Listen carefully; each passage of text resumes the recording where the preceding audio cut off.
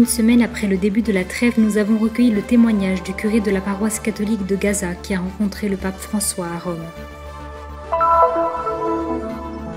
La communauté chrétienne de Bethléem a célébré la fête de la bienheureuse Mariam de Jésus crucifié, la petite arabe du Moyen-Orient.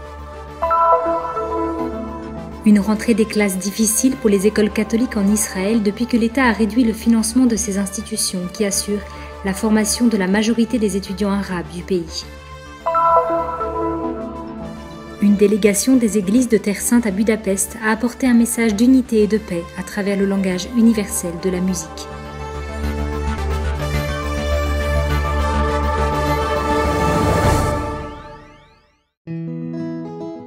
C'est un visage fatigué et usé, mais ni désespéré ni résigné que celui du père Georges Hernandez.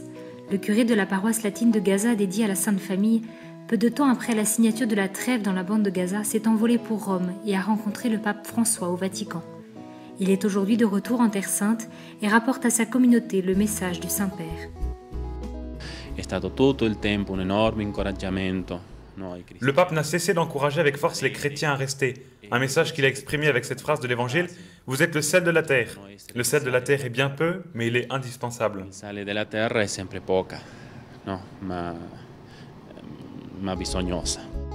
Le curé de la paroisse de Gaza s'est rendu au Vatican également pour remercier personnellement François pour sa proximité au cours des semaines du conflit. Il nous a envoyé personnellement un email que nous avons immédiatement traduit en arabe et que nous avons fait connaître à tous les chrétiens de Gaza qui étaient très reconnaissants de ce geste délicat du pape François. Un merci qui s'étend à tous ceux qui, à bien des égards, se sont rendus proches de la population de Gaza.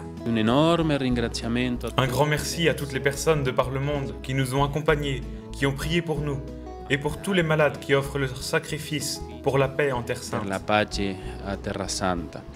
Le récit du père Georges rapporte le drame d'1 mois et demi de bombardement à travers les yeux des chrétiens de la bande de Gaza. Il y eut des moments difficiles, des moments de grand danger où nous étions entre la vie et la mort, ou durant lesquels nous avons accompagné des gens qui vivaient un drame. N'oubliez pas que des chrétiens sont morts. Au sein de notre petite communauté, 136 catholiques et 1 millier de chrétiens orthodoxes, nous sommes presque une seule et même famille. Nous avons été touchés, nous avons été éprouvés, et nous avons souffert comme une seule et même famille. Dans la simplicité du père Georges se perçoit la force de ceux qui, avec courage, mais surtout soutenus par leur foi, se retroussent leurs manches chaque jour pour leur communauté.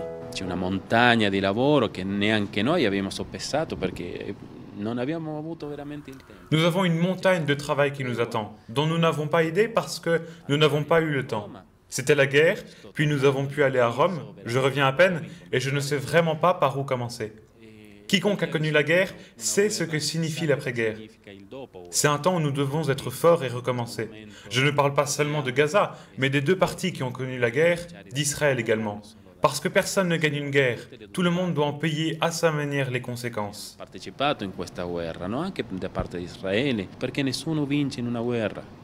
Nessuno vince, ognuno dovrà pagare a modo suo le conseguenze di una guerra. La trêve, selon le père Hernandez, sera un premier pas vers la paix à de certaines conditions. Nous nous disions avec le pape François, la paix est possible. La paix exige, réclame, demande justice, justice sans laquelle nous ne pouvons pas parler de véritable paix. Pendant la période longue et complexe de reconstruction, nous devons redécouvrir, comme l'a demandé le pape, le sens plus profond de la présence chrétienne dans un pays si troublé. Je pense que la présence des chrétiens au Moyen-Orient, en Terre Sainte, dans la bande de Gaza, doit être considérée comme surnaturelle. Si on lui retire son caractère spirituel théologique, la présence des chrétiens, gardiens de Terre Sainte, gardiens de la terre de Jésus n'est plus rien. Telle en est la fin, tel en est le sens. Non resta un bel niente. No, quello è il fine, quello è il senso.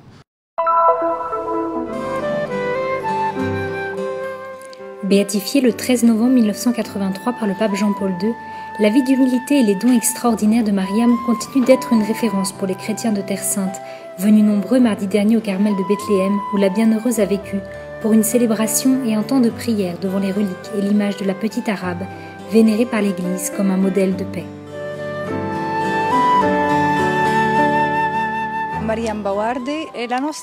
Sœur Mariam Bawardi est notre petite bienheureuse. Pour nous, elle constitue un signe de grande beauté, surtout aujourd'hui lorsque les chrétiens du Moyen-Orient vivent au milieu de tant de violence. C'est une bienheureuse qui a elle aussi subi une forme de violence. Sa vie était un miracle. Elle a été sauvée par la Vierge. Et puis, pour chacun de nous chrétiens, elle est un symbole de miracle et de la présence de Dieu parmi son peuple, même au milieu de tant de violence. Née le 15 janvier 1846 à Bélène en Galilée, Mariam était la fille la plus attendue de ses parents, Marie et Georges Bawardi Chayan. Sa mère avait perdu 12 enfants, morts très jeunes. C'est à Bethléem, après avoir visité l'église de la Nativité et la grotte du lait, que le couple a prié la Mère du Ciel de leur accorder une fille. Le miracle eut lieu et la petite reçut le nom de Mariam, en l'honneur de la Vierge Marie.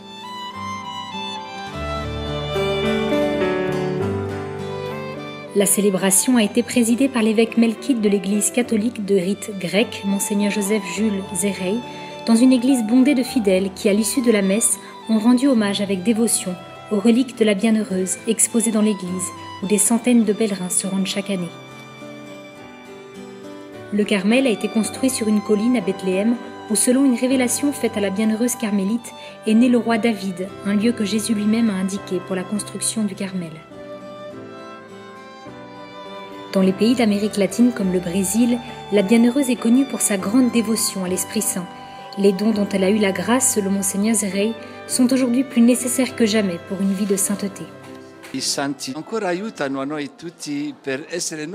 Il nous aide là où nous sommes à être saints. Ce n'est pas facile et nous avons besoin de la grâce de notre Seigneur Jésus-Christ et des dons de son Esprit Saint.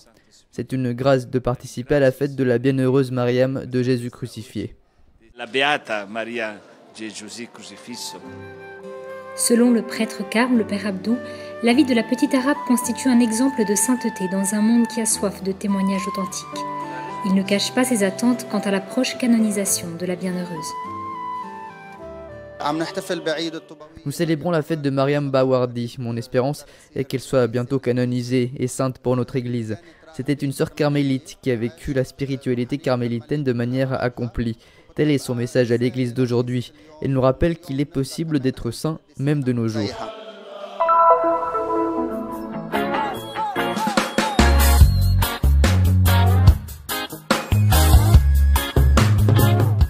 Ce 1er septembre sont retournés sur les bancs de l'école les 30 000 élèves qui fréquentent les 50 institutions chrétiennes présentes dans l'État d'Israël. Ces établissements acceptent les enfants de la maternelle au lycée, quelle que soit leur appartenance religieuse. Une rentrée des classes avec une série de problèmes, des problèmes non résolus, mais aussi des problèmes aggravés par rapport aux années précédentes, auxquels l'État d'Israël, selon le Bureau des écoles catholiques, n'apporte aucune réponse appropriée. Il y a un problème formel, tout d'abord, mais qui touche à un problème de fond. Les écoles chrétiennes sont définies par le ministère de l'Éducation comme reconnues et non pas officielles. Dans la catégorie qui est la nôtre, il y a d'autres écoles religieuses, juives notamment. Ces écoles, néanmoins, ont tous leurs droits, sont financées à 100% et même davantage. Quant à nous, en particulier pour l'école élémentaire, nous ne recevons qu'entre 60 et 75% de ce que nous devrions recevoir pour l'éducation de chaque élève.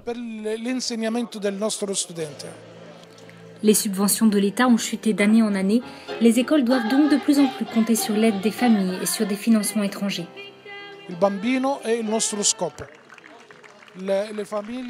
L'enfant est notre objectif. Les familles souffrent, surtout avec la situation économique actuelle. Pensez aux parents qui ont 2, 3 ou 4 enfants dans nos écoles et qui doivent assumer les frais de scolarité. Une somme astronomique. Pourquoi ces familles ne jouissent-elles pas des mêmes aides du gouvernement que celles dont les enfants sont dans d'autres écoles ?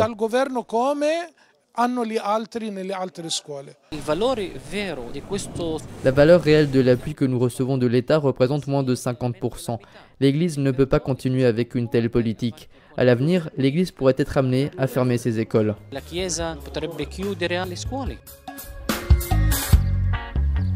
Les écoles chrétiennes se plaignent également du manque de reconnaissance de leur rôle culturel dans le pays.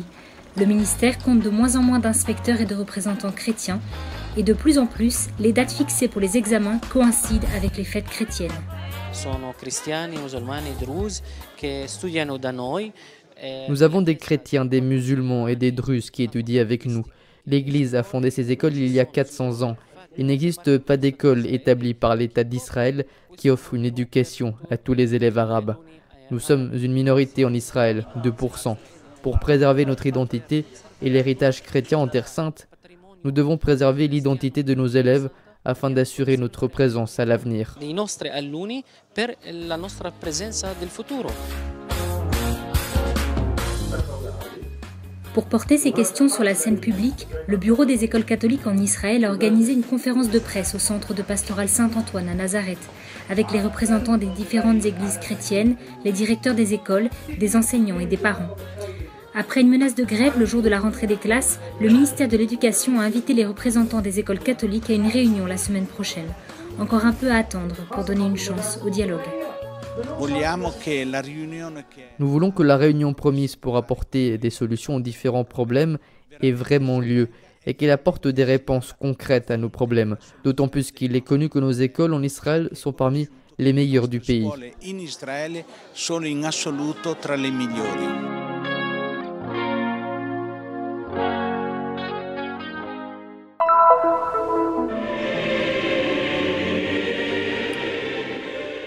La fête de Saint-Étienne, roi et saint patron de la Hongrie, célébrée fin août à Budapest, a été cette année marquée par la présence d'une importante délégation de différentes communautés chrétiennes venues de Terre Sainte, apportant un message de paix.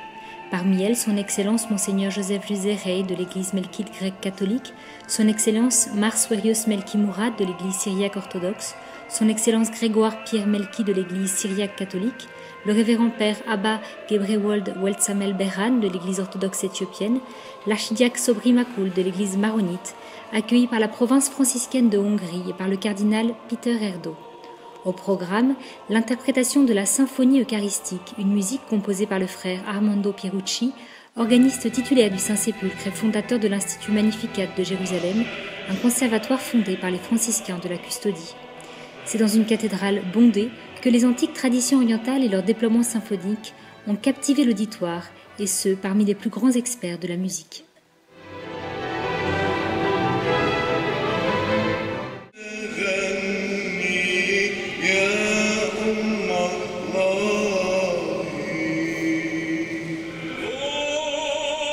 Différents représentants des communautés chrétiennes de Jérusalem se sont venus succéder l'un après l'autre, en chantant chacun selon sa propre tradition, tels des messagers apportant des valeurs d'unité et de réconciliation en cette période de tension et de difficulté au Moyen-Orient. Le révérend Père Benedek Dobzey, provincial de la province franciscaine de Budapest, dans son discours d'accueil, a souligné comment la tragédie de la guerre touche de plein fouet les églises orientales.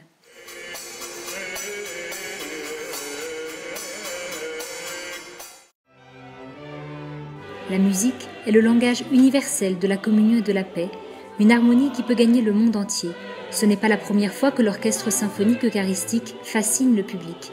Sa première représentation a été diffusée en direct dans le monde entier il y a 2 ans, depuis le lieu qui évoque le plus l'humanité du Christ, Gethsémani, à Jérusalem. Interprétée dans les lieux les plus symboliques de l'humanité et de la paix, la composition du frère Pierucci a été représentée au Palais des Nations Unies à Genève, en Suisse, puis en Italie à Milan lors d'un concert dans la cathédrale, et à Matera, un lieu où sont conservées les maisons les plus anciennes du monde.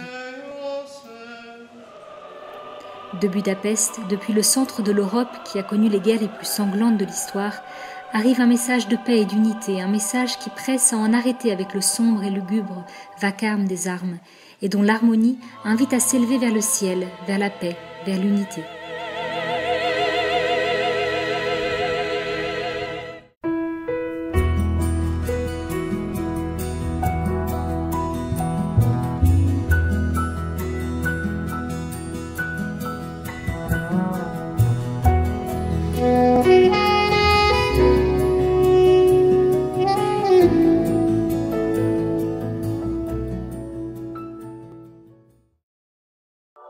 Nous sommes ici pour faire connaître la Terre Sainte, pour donner une voix et une visibilité à l'Église mère de Jérusalem, aux chrétiens locaux et aux lieux saints.